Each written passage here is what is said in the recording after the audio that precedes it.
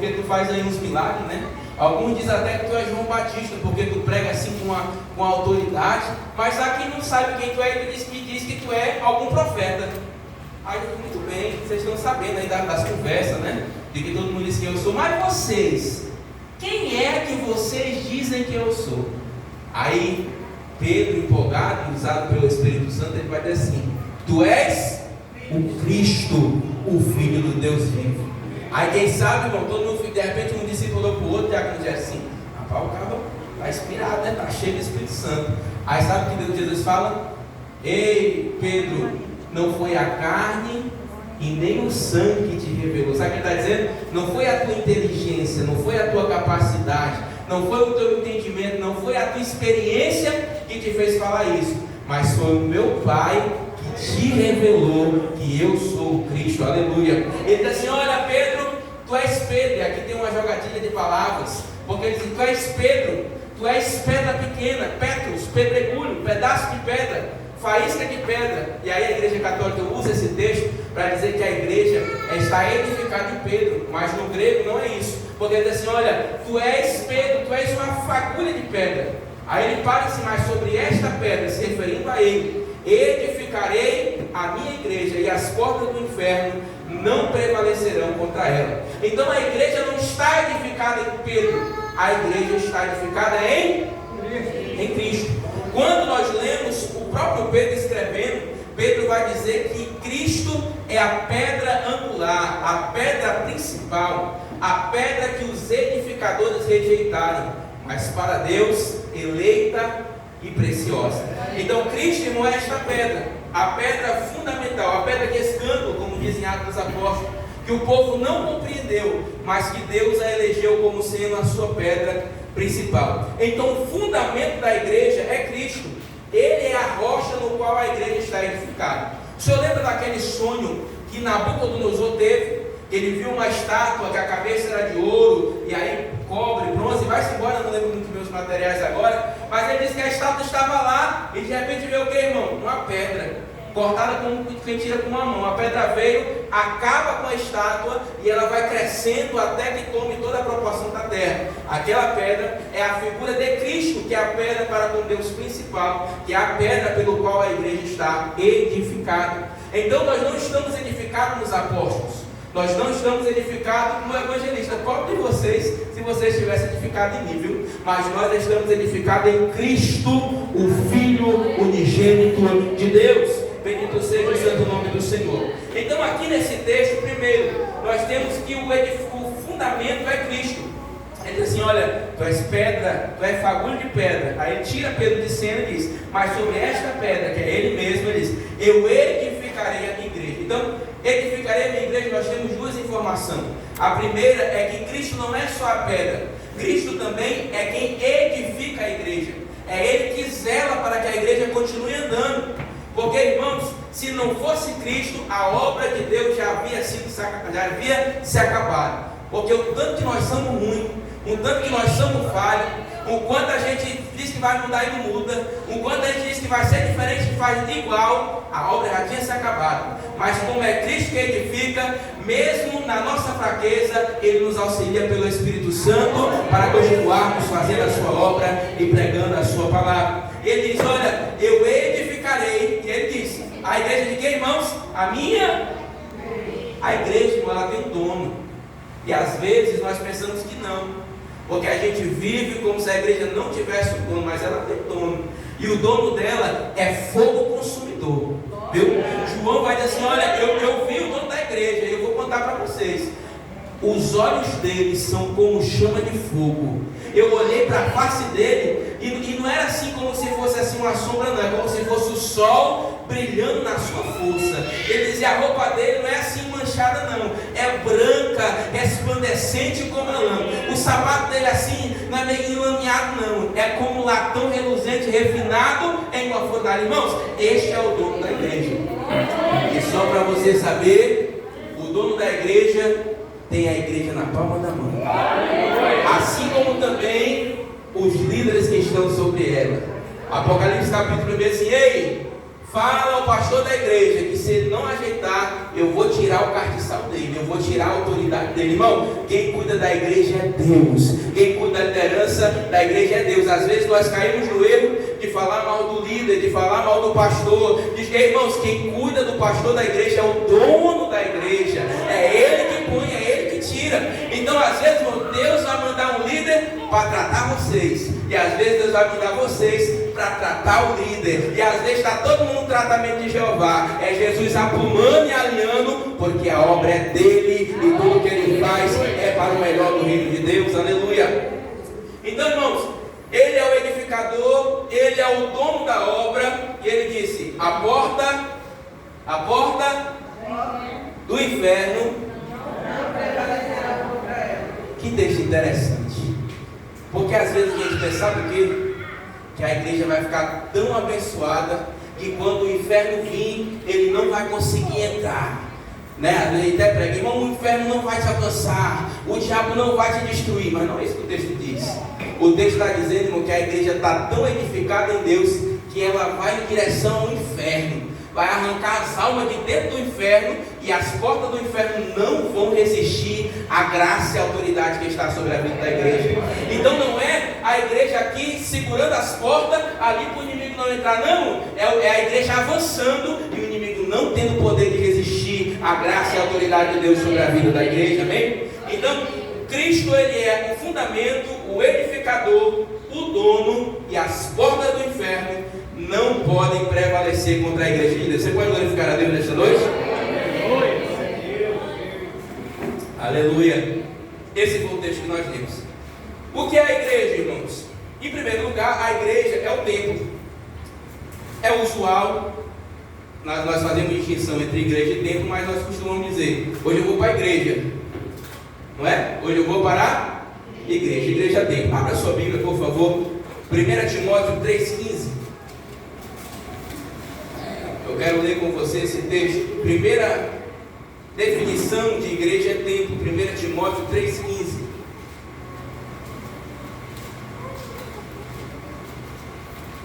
Timóteo 3,15. Olha o que nos diz a palavra do Senhor.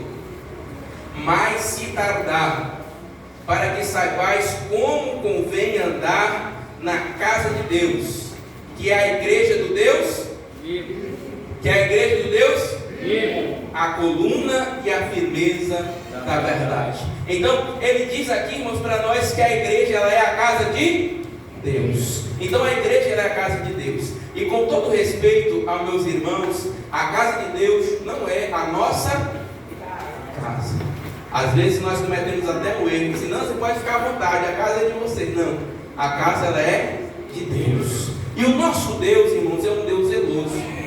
Mas nós vemos muitas pessoas que não respeitam a casa de Deus, que não entendem que esse lugar é um lugar consagrado, é um lugar que foi abençoado para adoração, abençoado para culto. Aí na casa dela ela tira sapato, faz a maior coisa para não sujar. Aqui ela sai batendo barro e jogando para frente, como se for, irmãos, aqui é a casa de Deus. O cuidado que tu tem lá, muito mais tu tem que ter aqui, não é? Glória a Deus. E aí é mastigando chiclete e colocando debaixo do banco. Ei, irmão, cuidado, esse lugar é a casa de Deus.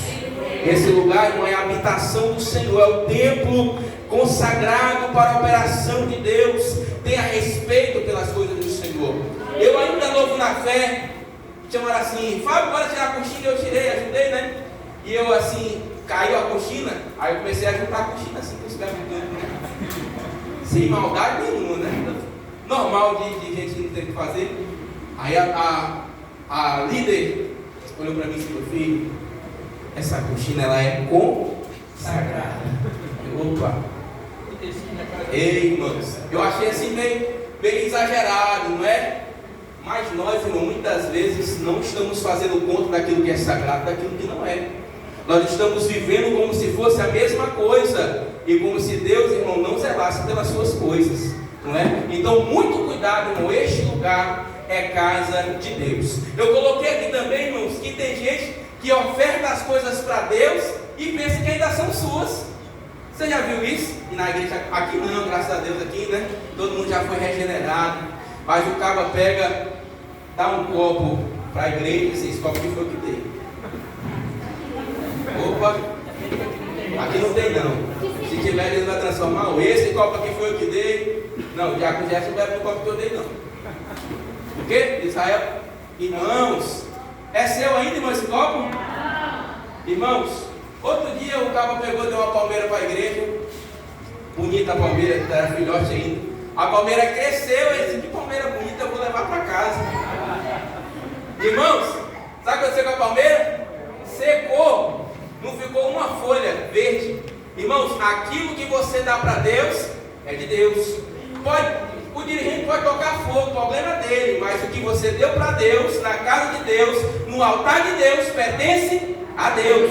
Não caia no erro, no engano de achar que é seu, de achar que você pode fazer o que quiser porque foi você que deu. Não, irmãos, não é mais seu, é consagrado ao Senhor, faz parte da casa de Deus. E nós temos que tomar cuidado com isso, porque não é nosso. Eclesiastes 5:1, vamos ler. Eclesiastes, abre aí a sua Bíblia. Abre aí a sua Bíblia. Eclesiastes, capítulo de número 5. Eclesiastes 5. Eclesiastes 5, versículo 1 apenas. Olha o que diz. Guarda o teu pé quando entrares na casa de Deus, e inclina-te mais a ouvir do que a oferecer sacrifício de tolo, pois não sabe que fazem mal. Não te precipites com a tua boca, nem o teu coração se apresse em pronunciar palavra alguma diante de Deus, porque Deus está no céu e tu estás na terra, pelo que seja pouca as tuas palavras. Bendito seja o santo nome do Senhor. Todos esses textos, irmãos, nos mostram que a casa pertence a Deus. Então esse é o primeiro significado de igreja, como templo. Mas nós, antigamente, por costume, alguém tem a oportunidade assim, quando eu cheguei aqui, o Senhor, será, irmãos? Vamos desfazer essa cultura? Abre aí a sua Bíblia, Atos capítulo 17. Atos capítulo 17, versículo 24. Atos 17, 24, vamos ver o que diz.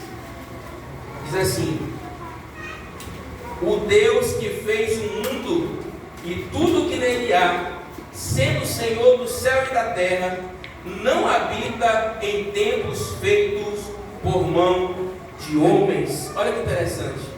Essa expressão que a gente utiliza é para dizer que Deus está presente, não é?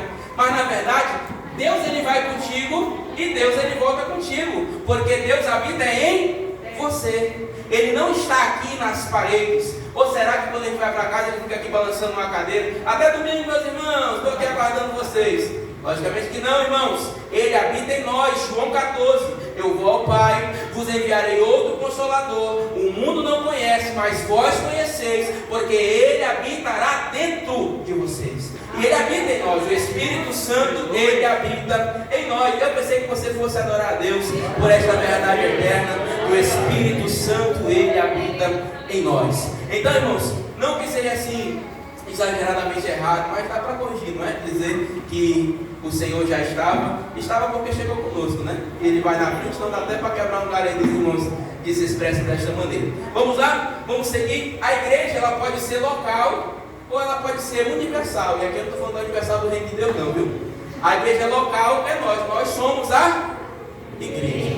Mas se a gente se reúne todo mundo lá no tempo central, nós somos a igreja. Mas se a gente reúne todas as igrejas do Brasil, nós somos a igreja. E se nós pegar todos os santos que servem a Deus, nós somos a igreja. Então a igreja, ela tem vários contextos, várias colocações. Deus não tem uma placa de igreja. Deus não é assembleiano, Deus não é batista, Deus não é metodista, Deus não é da Universal, Deus não é da Graça, Deus não tem placa de igreja. Em todo lugar onde houver alguém que serve a Deus, ele é igreja. E ela é igreja, porque ali adora a Deus. Eu entendo que em todo canto, até em algumas seitas, tem alguém que lá onde está, não concorda com aquilo ali, mas não tem força para sair dali e procura servir a Deus de verdade. Se serve a Deus obedecendo a sua palavra, é igreja, é templo e morada do Espírito Santo. Então quando Deus vier buscar a igreja, Ele não vai vir buscar a nossa igreja, Ele vai vir buscar a sua igreja. E eu digo e prego que Deus vai pegar uma igreja dentro da igreja. Por quê? Você lembra da parábola? Estarão dois no campo, um será levado e o outro será deixado. Estarão dois trabalhando, um será levado e o outro será... então 50% vai ser salvo? Não, não é isso que diz o texto. O que diz o texto é que do mesmo meio tem quem adore a Deus e tem quem não adore. Tem quem o sirva de verdade e tem quem não sirva. E Deus não se confunde com oração, com apresentação, com espetáculo de ninguém. Ele sonda e esquadrinha os corações. Ele sabe quem é cada um. O salmista Davi, no Salmo 138, salvo engano, ele vai dizer: Senhor, para onde fugirei do teu espírito? Como é que eu vou me esconder? Ele diz: se até as palavras que eu vou pensar em falar, tu já sabe elas tudinho. Então